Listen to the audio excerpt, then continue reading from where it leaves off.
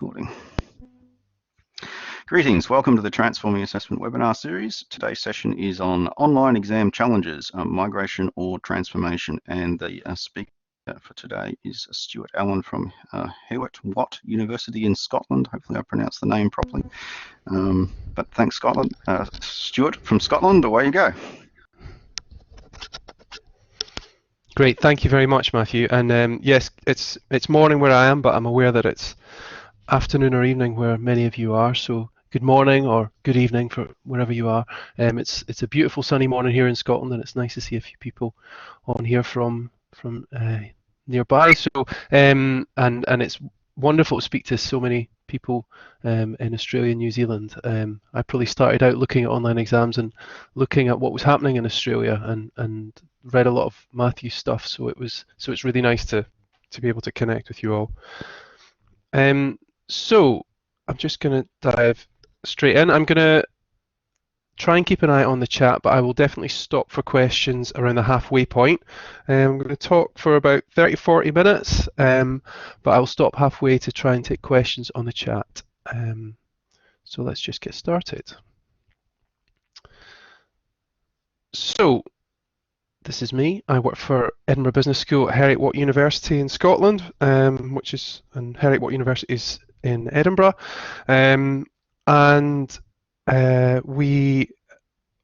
should say at the outset that I'm going to talk about some research that I did on online exams that I did in an independent capacity. So I'm not speaking on behalf of Heriot-Watt University here. Just get my disclaimers in first, but it's that's where I work, and that's where I'm going to give some examples of how I've put some of the findings from the research into practice along with my colleagues there.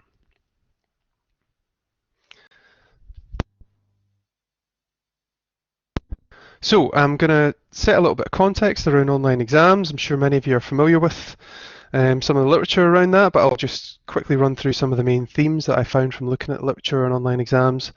I'm going to introduce these two discourses that are in the title of this talk, so migration and transformation, as these ideas around online exams and why people are motivated to do online exams, and how that translates into practice. So I'll talk about the research that I did, and I'll talk a little bit about future directions, because obviously we're living in a very interesting time with lockdown, and I'm sure there's lots of things happening now around online assessment and online exams that probably were unthinkable just a few months ago.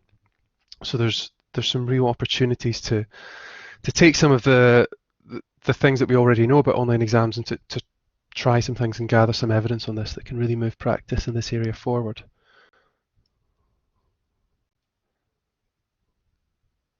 Can I just double check that people can hear me, because there's a few people saying they can't. Perfect. Okay. Maybe just a problem at the other end. Okay, great. I'll just keep going, and hopefully the people who can't hear can hear me very soon.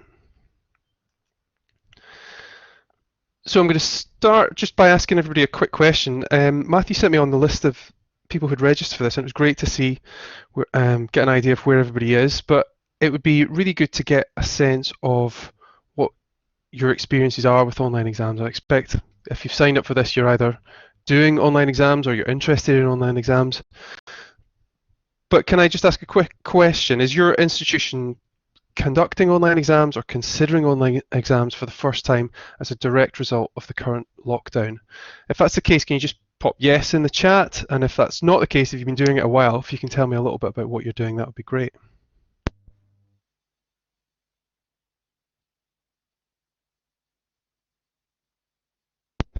Okay, that's great.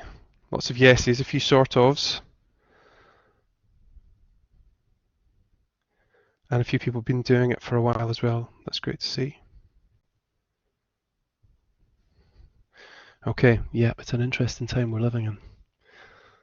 Okay, great. I'll try and keep an eye on the chat, but I'll definitely pause for questions in a little bit. But first of all, I just wanted to talk a little bit about why people do exams. Obviously,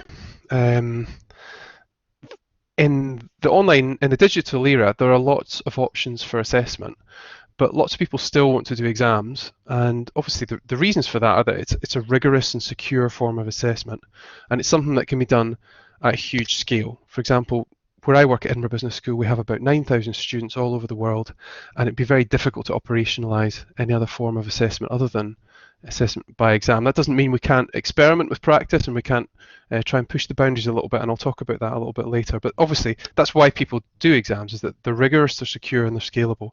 And I should probably flag my own experience of this. My undergraduate degree was decided by 9 final exams in the space of 2 weeks, and it's something I still wake up having stressful dreams about. So I'm aware of the difficulties of taking exams as a student, and the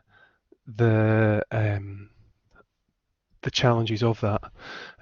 Some people love them, some people hate them, but they're not really going anywhere anytime soon, I don't think. That said, they've been critiqued for various things over the years in the assessment literature. So they've been critiqued for a lack of depth and encouraging kind of superficial study habits, and for a lack of connection with the world beyond education. And these are critiques that have been well known for quite some time, and a lot of people in the assessment world have been talking for a number of years. This is quotes from 2002. So that radical thinking is needed around what summative assessment is for, who it's for, what it can do, what it can't do, and what it shouldn't be asked to do at all.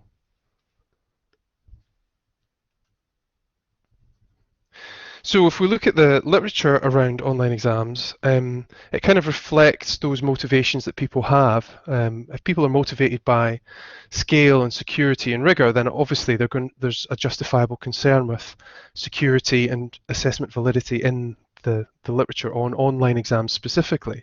So there's been quite a lot of studies done around how you stop people cheating, how you ensure that students have a good experience of that, and how you ensure comparability between an online exam and a paper exam. But there are some examples of interest in practice in this area. There's one of these studies is from Finland, which looked at open book collaborative exams, open-ended tasks for students, pre-release of exam materials. So there are interesting examples out there of people pushing the boundaries with online exams. And there's a recent study being done around the design of online exams and online exam technologies and the impact that can have on cognitive load for students. And there's lots of interesting things out there around online exams. However, my experience of looking at the literature was that the preeminent theme was this concern with security and validity and rigor, which is understandable, as I say, given people's motivations for doing exams a lot of the time. And in the research I was doing, I was coming at it from the perspective of social material theory, which views technologies as being kind of entangled and co-constitutive of practice. So it's getting away from this idea that technologies are completely separate from humans, that actually the material contexts in which education occurs are intertwined with the practices that go on there. So I was looking at online exam technologies from the perspective that they could play a performative role in practice around online assessment. So they exclude and invite and regulate particular types of practice. So I'm going to talk about these two discourses. There were themes that I was aware of from my practice at Edinburgh Business School, and I was aware of people talking about online exams in these ways, and so the themes of migration and transformation kind of emerged over time as I was looking at this. It was something that as I delved into the literature a little bit more, I managed to find a paper where somebody used exactly the same terminology and actually gave a name to these discourses and these ways of thinking about online exams. But I think if we look at the theory around technology and the theory around digital education, I think they're drawing on deeper ideas around what we believe technology to be and how we believe as humans we interact with technologies. So the first one I'm going to talk about is migration. So the idea of migrating an exam from paper format to an online format, it's really this idea that you're moving from a paper format to a screen version, and I think the word version is quite important there, a version of a paper exam that's conducted in an online environment. And the main motivation there is to bring increase efficiency and to increase the number of people to whom you can deliver an exam. And I saw this in the research, and some of the people that I spoke to, they were saying very clearly that this was what they were motivated by. They knew that they would be able to deliver at larger scale than they could in the past. And actually, the experience is, when you delve into a little bit more, is that that's not always the case, or that there are unexpected challenges along the way. But this is where the migration view of online exams is coming from. It's, let's take it from paper and bring it into an online environment.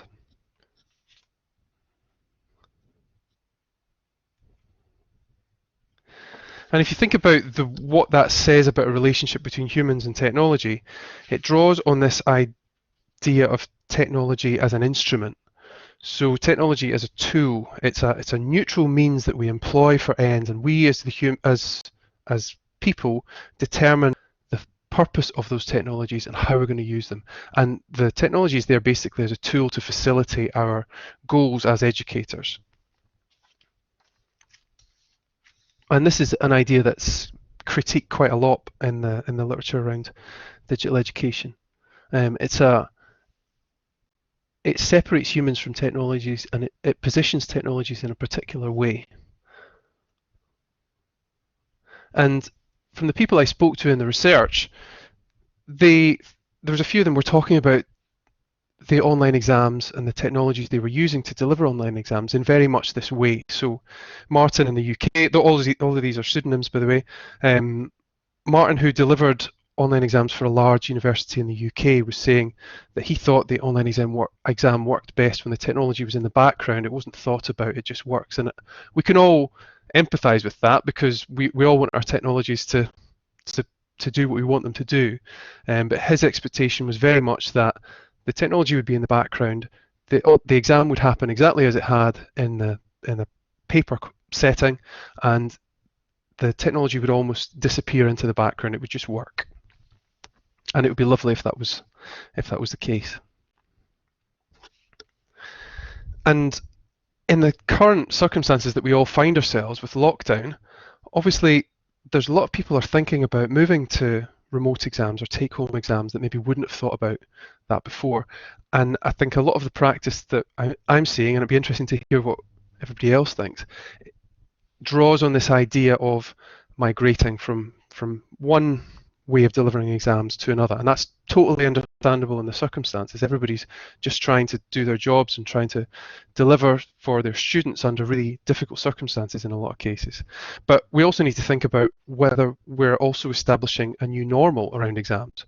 You know, will students want to go back to a paper exam once they've experienced an online exam, or will they have a negative experience and want to quickly snap back to the way things were previously? So there's an opportunity here, I think, to look at online exams on a different scale to how we were thinking about it before, because I think, and I can see that from the chat already, that there are lots of people now thinking about online exams that weren't in the past. And I think the migration discourse is a really important thing to keep in the back of your mind as you're establishing these ways of working, is how are we positioning the technology? What are we actually saying the purpose of this assessment is, and how are we defining success with this?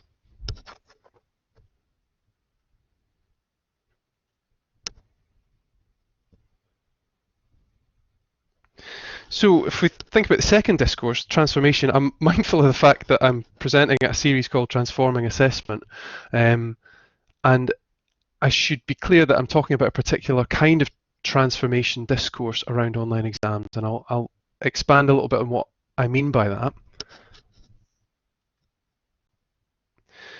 So the idea of the transformation discourse is, and again this is from the Ripley paper, where he defined transformation of online assessment. He talked about test developers setting out to redefine assessment and testing approaches in order to lead educational change. And what he was talking about there was a particular kind of change that was driven by technology. It was driven by this idea that education has to catch up with what's happening in the world of technology, and that in the world of assessment, we need to use the technology that's available to us as quickly as we can in order to make the changes happen that we want to happen in education. So this is very different from the migration discourse, which views the technology as something that's neutral and passive. It's almost saying that the technology is leading the change.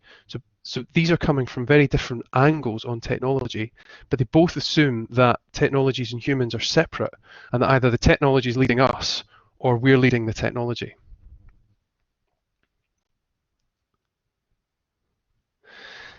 And this is drawing on some essentialist ideas around technology. So Shan Bain critiques this this discourse at length in this paper, and she was talking about the idea that learning can be transformed by the imminent pedagogical use of technologies, and all that we have to do as educators is to be open to those possibilities and to realise that potential. There's some quite problematic ideas around that probably need to be unpacked a bit more. And I didn't see so many examples in the research that I conducted around this transformation idea. There was one person I spoke to in the Netherlands who gave a really good example of a transformation that happened in her practice. So she was a radiographer at a university in the Netherlands, and she said that, well, all radiographers now look at volumetric 3D scans digitally rather than on paper. So the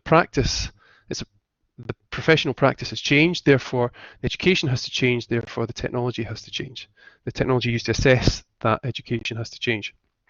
So that was a really good example of how technology actually had changed the practice and had to be reflected in the assessment in order for that assessment to remain authentic.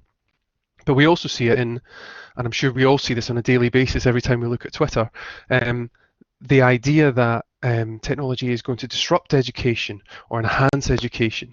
And the UK government here last year released a paper talking about realising the potential of technology in education. So again, it positions technology as something that's got all this potential that we just need to unlock as educators, and it's about time we caught up with it. So this particular transformation discourse that I'm talking about around practice with online exams draws on some of these, as I say, essentialist ideas around technology that it's there to disrupt education, or that education even needs to be disrupted, and that we as educators need to enhance our practice by looking first at what the technology can do. And I think the research that I conducted showed examples of both of these discourses appearing in people's practice or in the way that they thought about their practice, and that both of them were not as clear-cut as they would initially seem. And I'll admit I probably started out doing the research leaning more towards a transformation view of online exams than towards a migration one. But as I say, when you get into it and when you actually start unpicking people's practice in this area, both of them are challenging and both of them are not as black and white as they might initially appear. And obviously, in the world of lockdown and the post-coronavirus world, I can't imagine there's many people thinking about online exams today that are looking at it from a transformation point of view, in the sense that they want to disrupt their education. I think that everybody's probably feeling that their education's been disrupted enough in recent weeks and months. But I don't think it's going to go away. I think it's something that is going to keep coming through. We've all heard these narratives around disruption and enhancement for many years in education, and it's not going to go away anytime soon, I don't think. So before I dive into the research, I'm going to pause briefly to have a look at the chat. Is there any questions that you have around those discourses around what migration and transformation are, and are they things that you recognise in your context? Let me just say, I think there's a few people sort of commenting on around the typing handwriting kind of problem. My comment, people would say, oh, we have to give students extra time because they're poor at typing. But I would also say, what about the poor student? The poor students are not good at powering through 3 hours of a handwritten exam, Yeah. with a pen. So, yeah. It's an interesting one, isn't it? Because I certainly hear that in my context, people say, well, I don't write anything by hand except a shopping list. So the idea of sitting and writing an exam for 3 hours is something that people find unimaginable in many contexts. But The students practice. I've had the students tell me right? they deliberately rewrite their lecture notes out by hand in order to practice for the upcoming exam. Right, okay. Because they never do it Which otherwise. yeah, which again makes you think, is that what we're here to do? So yeah, the typing versus writing thing is something that comes up a lot. I suppose you also need to think about the accessibility dimensions of it. So there's a lot more accessibility features for people to type in exam answers rather than if they have physical difficulties with writing. There are more kind of accessibility tools in terms of screen readers and things like that. So it's potentially more accessible. I think personally, I would really struggle to write in a linear way these days because I think everybody's so used to cutting and pasting and chopping and changing bits of text around. Yes, there was a comment from somebody further up as well about that as well. Yeah. Yeah. It's a different way of doing things, and I think doing exams on computers is probably more representative. I guess it's a more authentic sort of knowledge presentation mode, if you will. I also had a student sort of who had a condition that I think it might have been dyslexia or something. They couldn't see things on the screen very well, and they actually asked to do it with a pen. So probably in the past we've had students go to special consideration or access plans and ask to use type on a computer because they couldn't handwrite. We may find that in the future there will be people asking for special consideration to allow them to use a pen, but I suspect it will be a minority of cases. Yeah. There's an interesting comment there around MCQs. Yeah, they are hard to write and they are hard to give good feedback on. I suppose the thing I would add to that is that an online exam doesn't just have to be MCQs. I'll give a few examples of some things that we're doing in our context, but that is definitely an association that people have with online exams, is that it's just MCQs. Obviously, there's a lot you can do with MCQs, but there are other things you can do as well.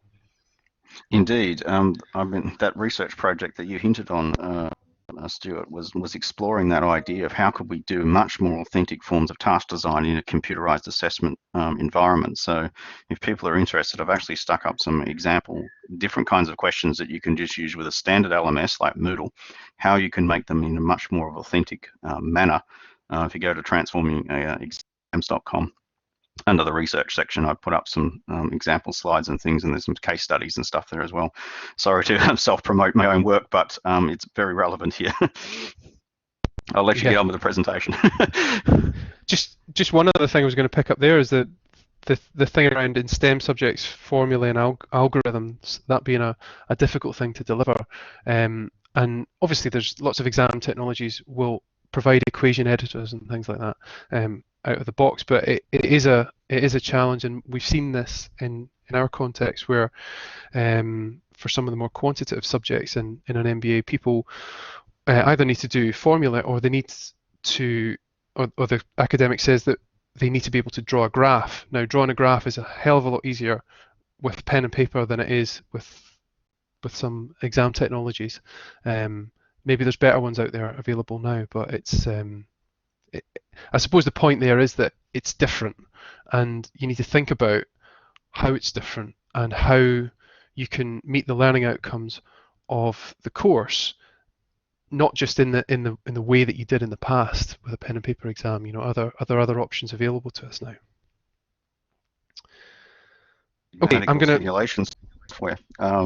There was a colleague, Andrew Fluck, down at UTAS. He had students using Maple TA, primary school students using Maple TA in the mathematics class, and with the aim of getting them to learn calculus. At the end of the semester, the students sat down and did a first-year engineering calculus exam and passed. And these were primary school students.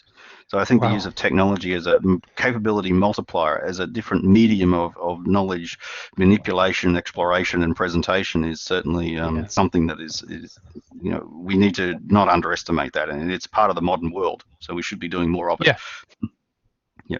All right. Yeah, absolutely. That's a really great example. And I suppose the flip side of that is, if we're trying to make online education accessible to everybody, then how do we make sure that we keep the bar to entry as low as possible? Again, in our context, we run exams in 400 centres all over the world, and some of them have not just problems with broadband, but problems with power outages, for example, in the exam invigilation centres. So it's thinking about the circumstances in a particular context. If you're able to secure that technology and to provide that infrastructure around the delivery of the online exam, then great. But in other contexts, the circumstances can be very different, I guess. Okay, so I'm going to talk a bit about the research that I did. If I just go into the next slide. So I spoke to a small number of people. It was a deliberate choice to speak to a small number of people because the research design that I adopted was very much around finding out detail, to try and find as rich information as I could around people's practice with online exams. So I spoke to 8 different people who were in 4 countries, all in Europe. It didn't set out to only speak to people in Europe. That's just the way that it evolved. It was probably snowball sampling and theoretical sampling. I was finding people who were delivering online exams and could talk to me about their experiences, and I then asked them to recommend other people who I could speak to. And the people in the Netherlands were particularly helpful, so I ended up with quite a few participants from the Netherlands, and but they were across Norway, UK, Ireland, and the Netherlands, and I really spoke to them in quite an open-ended interview, and I just asked them to tell me about their practice with online exams. I didn't start talking about the migration or transformation discourses. That was probably something that emerged a bit later on. So it was really quite exploratory. I was just asking them to tell me what their experiences were of delivering online exams, and I should have said at the start, these are staff within higher education institutions. It was a deliberate choice to look at the staff experience because that was something that was quite underrepresented in the literature. So I asked them just to tell me about their practice with online exams.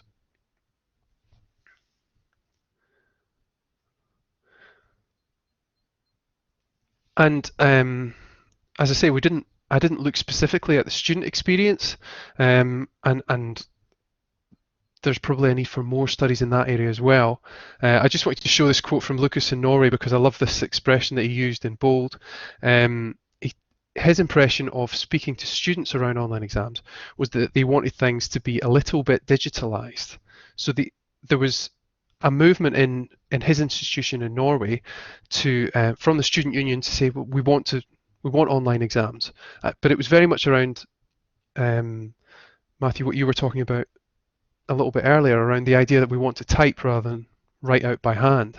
So there wasn't this real desire to disrupt education or to disrupt assessment. It was very much, we would much rather be typing this than writing it by hand. We want it to be a little bit digital, but we don't really want you to mess around too much with the underlying principles around our assessment. So, but that wasn't something that I looked at in a lot of detail, but it was an interesting phrase, I think, and I'd be interested to hear what other people's experiences of student expectations around online exams are. I think a lot of the time people look to students to lead them and to say how they want assessment to work. But I think certainly from Lucas's perspective, he wasn't seeing that from the student movement. It was very much around this, let's type rather than write things out by hand.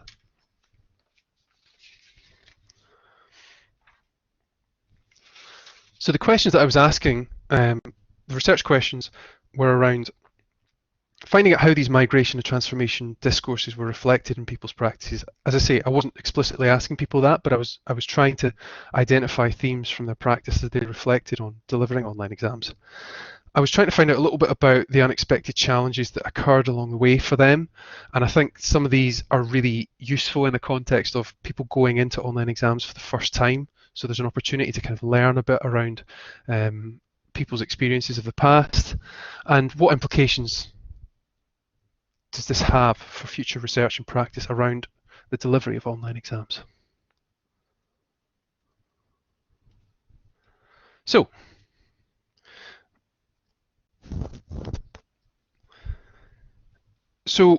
when I spoke to people about the practice with online exams, they really were challenging some of these binaries that we see in in the way that people talk about online exams. So in this example, if we think about the transformation discourse I was talking about earlier, the disrupt education narrative, um, and the way that that's being led by the technologies. Anna was talking about the how many shades of grey she sees within her students and within her institution around how comfortable they are with technology, how comfortable they are with online exams, and that it wasn't one size fits all. It wasn't, this idea that the technology is here and why aren't we using it. There was huge amounts of uncertainty within her student body and within staff around how do we use these technologies, particularly in such a high stakes environment as a final summative exam. So this was one of the themes that came out from the research, was the idea that it's as I keep saying, it's not as black and white as the migration and the transformation ideas would have us believe.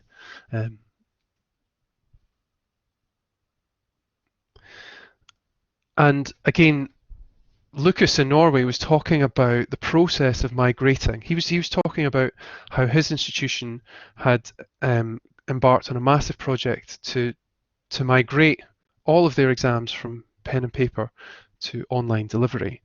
And his experience looking back on that was that absorbed huge amounts of time and energy and money, and that they came across lots of challenges that they didn't expect to come across, both technically and pedagogically, in terms of how could they actually deliver the same exams that they used to in pen and paper in an online context. And he talked about that as a real threat to doing the things that he liked to do with assessment. He wanted to do more innovative things. He wanted to think about how to be creative with online assessment, not just in exams, but in a broader sense.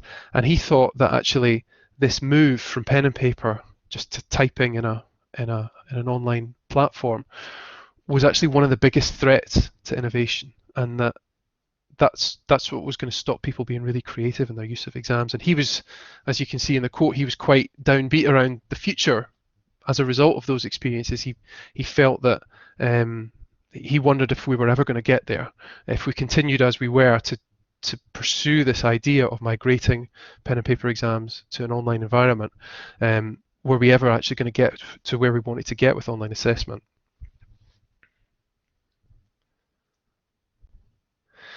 And Maria in the Netherlands talked about, and there's a few of the participants talked about the idea that they wanted to collaborate with other institutions. There's a few of them talked about the idea of developing big question banks collaboratively. So as I was saying before, there's a lot more to an online exam than an MCQ, as we know, but they were talking about, can we share resources, can we share questions and feedback so that we can share the load a little bit between us. And they wanted to work collaboratively, but actually the technologies that they were adopting were stopping them from doing that in some cases. And again, this goes back to the idea that the technology has a performative role. It's not just a passive thing. And they were saying that the technologies and the vendors of the technologies were very keen to keep each institution within its own discrete system, and that the incompatibility of the different systems was what stopped them from sharing questions and item banks. So I thought that was a really, as we think about transitioning to online exams in the current circumstances, I suppose it's something to bear in mind is what are we concretizing now that is going to make life potentially difficult for us in the future? If we go with technology X, will it speak to technology Y at some point in the future?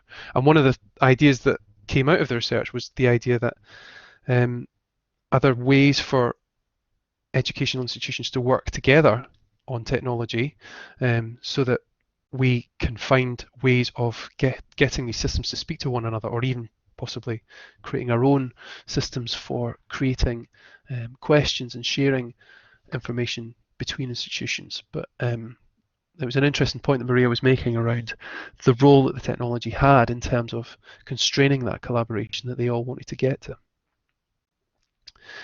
And last quote for now, I think, is this idea around the future of assessment. When I asked everybody to tell me about what they thought the future of assessment was going to be, and particularly what their hopes were for the future of online exams. And again, Lucas in Norway talked about the idea that he wanted to get beyond exams, he wanted to get beyond digital, he wanted to think about assessment in a more holistic way. And he wanted to get away from the idea that the technology was the be-all and end-all of it. He wanted to get back to the idea that of the human resources that go into designing assessment, and to then think about assessment, to start from there in how we think about assessment and technology. So it wasn't just that it was an online exam, or that it was digital. It was that it allowed the use of digital resources. That's where he wanted to get with online exams, but he wanted to get back to this idea around thinking about how we organise ourselves as educational institutions first, and that's really where he wanted to get to in the future.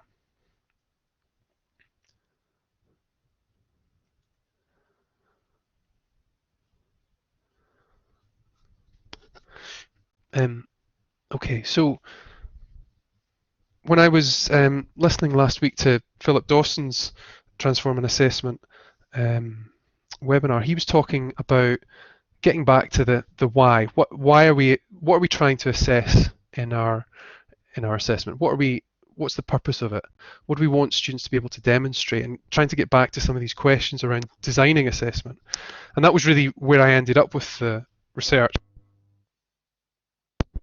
And this article was just published last week around final exams during the pandemic, and this puts it really well, I think. The question is, what are the learning goals? What's the purpose of this exam? Is this the only way that we can get to these learning outcomes, or are there other options? And the chances are that there are other options. And I'm fully aware that in the current circumstances, most people probably aren't getting the headspace to think about that. But I suppose I'm just flagging it as something that we could revisit at some point in the future, is to think about what our final exams are for, and if the way that we're approaching online exams right now, whether it's through the migration discourse or the transformation discourse, if we're really getting at those questions around what assessment's for. And with the luxury of more time, hopefully we can get back to some of those. And in the research findings, as I was writing them up, I was coming to this idea around maybe stopping talking about these types of assessment activities as online exams, but more online assessment under exam conditions. Because the thing that was really valuable around the exam, or the delivery of an exam, seemed to be this idea around checking that the person is who they say they are. We were talking last week around cheating and essay mills and things like that. So people looked at exams as a way of making sure that the person really was who they said they were, and that it was their work. So if we take that as the idea of what's valuable around an exam, can we then start to look at what else might be possible? And I'll give a few examples from my context.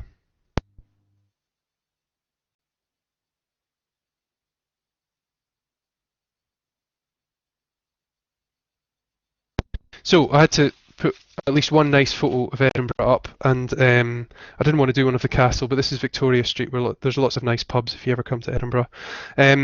So thinking about practice in my context at Edinburgh Business School, where we have a large online MBA and we're trying to assess a large number of people in a secure and rigorous way. And I should say, before I give a few of these examples, that it's not me delivering a lot of this. In a lot of cases, I work with a team, and I'll give shout outs to the people that I work with in a couple of slides' time. So there's a group of people there delivering online assessment and thinking about online assessment. So it's certainly not me alone doing any of this. But in the last couple of years, this research, I started it in about 2016, ended up getting published at the start of this year, and there's a lot of reading and rethinking going on in between. But in the last few years, in my context, we've been trying to push exams as far as we can. And certainly from my perspective, the experience of talking to people who are delivering online exams has helped to clarify in my head what some of the priorities are around the future of online assessment. So this idea of online assessment under exam conditions, to see how far can we really push exams in an online context, whilst bearing in mind all these important ideas around keeping access as open as possible. So we're moving away from closed book exams towards open book in some cases, and we are looking at how we can make online exams more authentic to practice. And again, there was examples of this from the people that I spoke to as part of the research, but we're now looking at things like pre-released cases. So you release a case study or a journal article a week before the exam, and you would ask students to critique it or to prepare a response to that in under exam conditions and to bring in notes. So again, getting away from this idea that an online exam has to be locked down and all done on multiple choice questions. You know, there are other things that can be done that are much more authentic to practice. And one of the things that we've done over the last just over the last 6 months or so is some of our academics came up with the idea of introducing kind of last minute curveballs. So they will be asked to research a particular topic before the exam, and they'll be told what the topic or a company that they should go off and research. And then when they come into the exam, the thing that they're presented with is a last minute change in circumstances. So a global pandemic would be a good one, or something like a doubling in interest rates, or a massive data breach or something like that. So that's then using the exam to see how the students, how good they are at thinking on their feet. And I work in a business school. That's one of the things that we really want graduates to be able to do, is to be able to react to changing circumstances quickly and to adapt what they're doing and to kind of have that resilience. So these are all things that we can think about when we're delivering online exams that can get away from the idea that we have to be led by the technology or we only do MCQs. So the online exam can be much richer and much more authentic to practice. And also thinking about, again, going back to that why question, what's the purpose of our assessment, is trying to think much more openly around what the purpose of assessment is, and consider what approaches might be available to us, and not always thinking that an exam has to be the answer.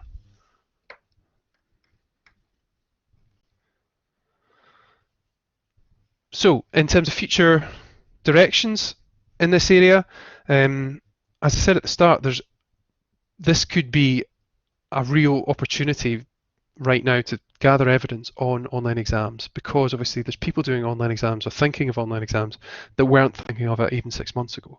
So this could be a real kind of golden age for gathering evidence on online exams and maybe trying to nail some of these questions once and for all. So do we want to see if there is a correlation between a pen and paper exam and an online exam?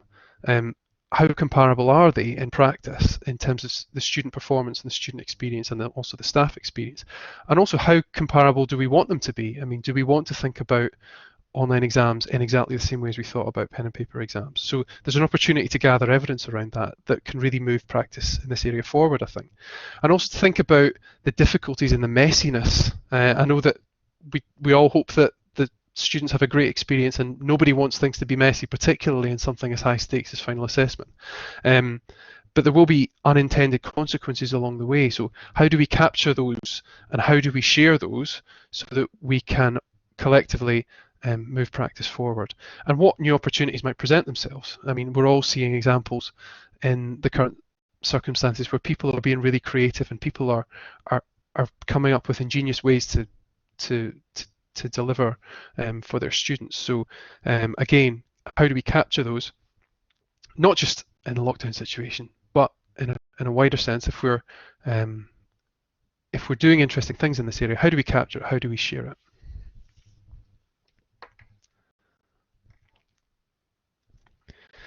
And last one for now, I just wanted to say thank you to a lot of the people that helped with the research and who help with a lot of the examples that I was just giving there around practice and online exams in my context, and who are the ones who are really moving this forward. So Martha Gibson, Craig Robinson, Jill Farrell was really helpful in helping to help me to find people who would speak to me for the research, and Jen Ross, who was my supervisor at Edinburgh University during the research. And this is the online learning team at Edinburgh Business School who I work with. Okay, so that brings me to the end of my slides. The the link to the full article is there. It's an open access journal, so if any of you want to go off and have a look at it, have a look at the findings in more detail, the link's up there. I'm sure we can pop it in the chat as well. And it's also pinned to my Twitter feed if anybody wants to go and look that up.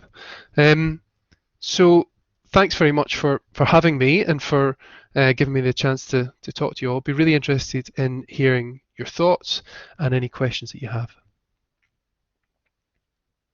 Which questions into the text chat if you can, folks. You will note that you don't have access to the microphone because we have too many people in the room at this time. Stuart, whilst people are there, I'm just going to forward the slides so that we can capture these references. Now, I have put these references into a separate PDF file that's on the recording page as well. Don't go away yet, folks. We've still got questions to come, so please ask your questions. And fill the feedback survey before you leave as well. So questions, please. Questions, please.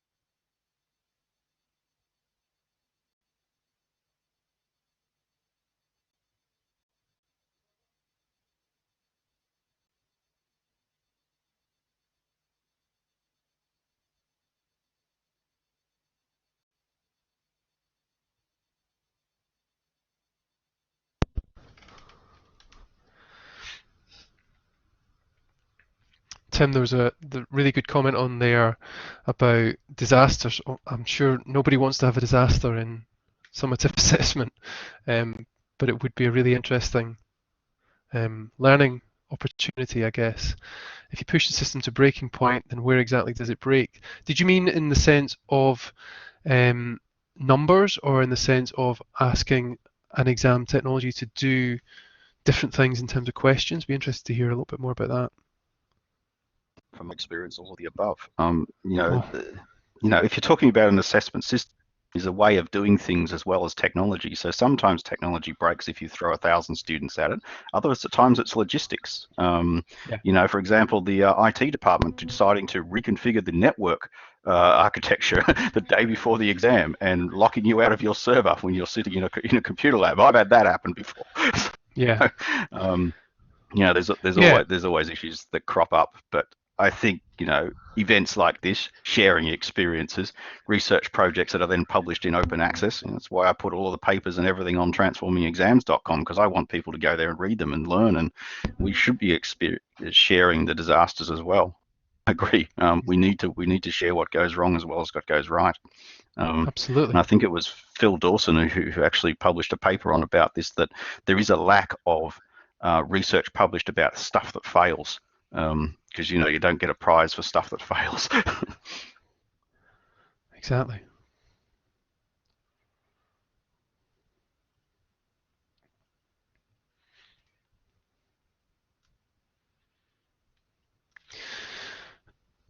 Stefan, what do you think students expect? Most students expect conventional exams, MCQs, short answer, have to rework those expectations. Yeah, as I was saying at the start, that wasn't the focus of this particular piece of research, but when people spoke about student expectations, it was mainly around this idea of typing rather than writing, and there's lots of studies on this and comparing those experiences. I suppose I was less interested in that in the research. I was more interested in what does it actually mean for people's practice? What does it mean for the pedagogy when you deliver online, and what happens, and what's the experience like for people? I think it's going to be obviously different in different contexts. So I'd probably encourage people just to get to know their students and find out first of all, what their capabilities are technologically and what they're comfortable with, and to start from there, I guess, because if you're trying to deliver to exams to people in all corners of the world, whereas I say you have these first order challenges, then in terms of power and in terms of network access, then that's going to be very different from somebody who's delivering mainly in a campus setting, in a kind of a lockdown IT lab. So the possibilities there are very different. I think it's the main thing is just to come back and think about what are we trying to assess? What's it for? I mean, I gave the example before around doing 9 final exams in the space of 2 weeks. That was for an English literature degree, so I would say that probably wasn't really wasn't the best way of assessing those particular learning outcomes. So I think if we start from there, if we start from the learning outcomes, that's always a good place to start.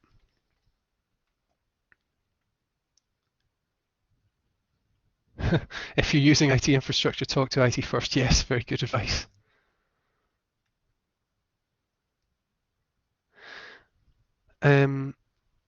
Question about additional needs. It's not something that was looked at in the research specifically. It's not something I have a huge amount of experience of myself, but certainly, and this isn't additional needs obviously, but certainly we have a lot of students whose first language is not English, and things like pre-release of materials probably help them, and students with additional needs. It really helps them because it takes away that time pressure for reading maybe a long case study, or it takes away some of the potential for people to misunderstand the question. So again, that gets you back to, well, what are we actually trying to assess? Are we trying to assess people's reading comprehension? Are we trying to assess what they can actually demonstrate in terms of capabilities? So I think the people who were talking about pre-releasing materials and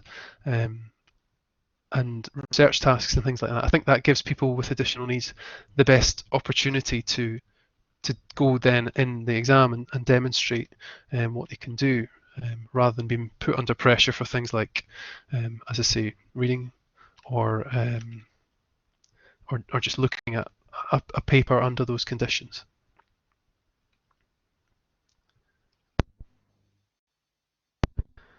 Yeah, and Alice, running a formative low stakes in the same technology as they would in the final exam, that's great. That's a great tip. Not happening this semester though, unfortunately. Interesting to see what happens though. Be really interested to hear what happens. If that was a challenge for the students or how difficult the students found that. There's lots of papers out there around the need for people to practice using a technology before the real exam to take away some of the nerves and anxiety around that. But it'd be interesting to hear how that. My experience is I fully endorse that. Let them do a practice run. I mean, in where I'm currently working, we sort of came into COVID-19 halfway through the current semester, and there wasn't any time to change anything really in a lot of the units. But we knew we had to change the end of the exam. So my advice was, please set up a no stakes practice activity, so that the students can do it if they hadn't used that technology or that configuration of the technology in that way before. Yeah. And my previous work with all the e-exam project research was 100% yes. Please let them do a practice exam or practice activity using the same stuff. And again, it comes back to what's the assessment for? Is it trying to assess people's proficiency in using a technology they've never seen before, or is it giving them an opportunity to demonstrate what they've learned? So yeah, I totally support that as well.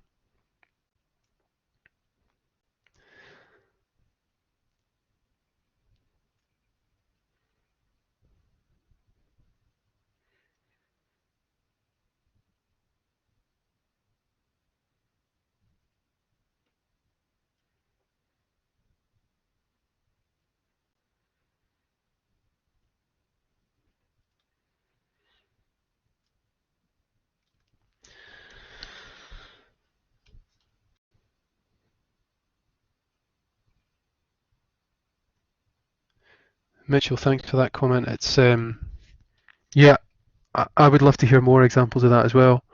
And I would hope that it's not a completely receding possibility. I suppose if you look at it positively, the current circumstances could move us forward quite a lot. So we might get away from some of these ideas that we need to just do things the way they've always been done. So I suppose there's room for a bit of optimism there as well.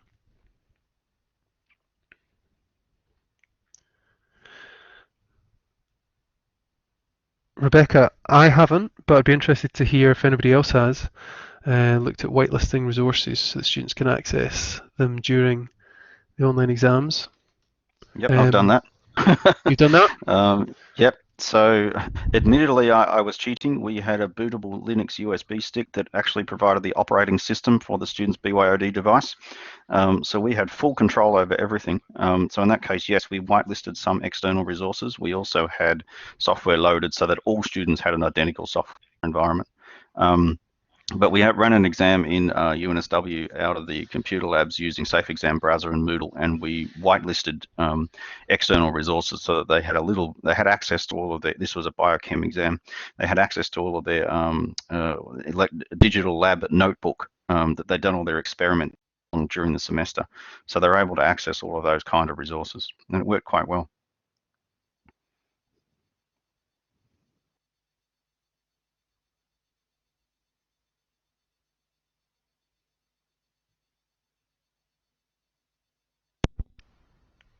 Use of software, yes, done that one. I did that one before as well. Andrew Fluck down at Utah has particularly done things like that. He had IT education students using tools of the trade that they were doing. We've had students using real programming environments. Language translation students using electronic dictionaries on computers and translation tools and things like that. So I think this idea that we need to move away from the idea of an exam as a quiz, I think, and more towards an exam as a test of a student's ability to work with the genuine tools of the trade and the information resources that they would normally have. That's my opinion, is to try and move towards doing that. Technology gives us a whole range of new affordances, and it's so much more in alignment with what they might find in the workplace. So I would like to see exams where there's open internet. Yes, we can monitor everything, but open internet access. So we're assessing how they look for information, how they integrate, how they synthesize, rather than just, we shouldn't be asking questions where they can Google the answer. I mean, everybody can type a query into Google. We know that, but we should be able to use a much more higher order questions and task designs, and use technology to enable us to implement that. Yeah, and as I keep saying, it comes back to that question of what are the outcomes you're trying to assess. I mean, we had David Bowd from Deakin came in to our university 3 years ago and spoke to all our academics, and it ran a fantastic session. And he was really trying to get everybody to think about how are you not just how are you delivering exams and what are the types of questions you're asking, but what are your learning outcomes, because that sets the parameters for everything else that you're going to do beyond that point. If you're writing lots of learning outcomes that start with words like demonstrate or understand, then that's going to lead you to a particular type of online exam. But if you're thinking about things like apply, synthesize, integrate, all these other types of more, I would say, active verbs, then you can then start to think more creatively around how you're assessing.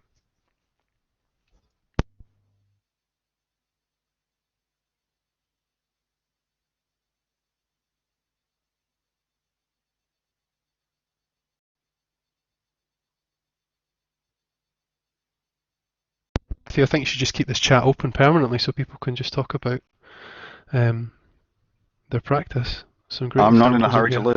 I'm happy to leave it going for another 10 minutes if people have things to talk about. We've done that before. I do understand that it's now at the hour, and people will need to leave because they've probably booked things into their calendar. So just pasting in the last chance there, please fill in our feedback survey. I will share your anonymized feedback with our with Stuart as well, and also have a look at our upcoming webinar on the 3rd of June. That will be for the e-assessment awards. We'll be having a selected group of award nominees, although they may be announced by then, but at this moment they're still award nominees presenting. There'll be 3 or 4 of those presenting in the next webinar on the 3rd of June. So get onto that one.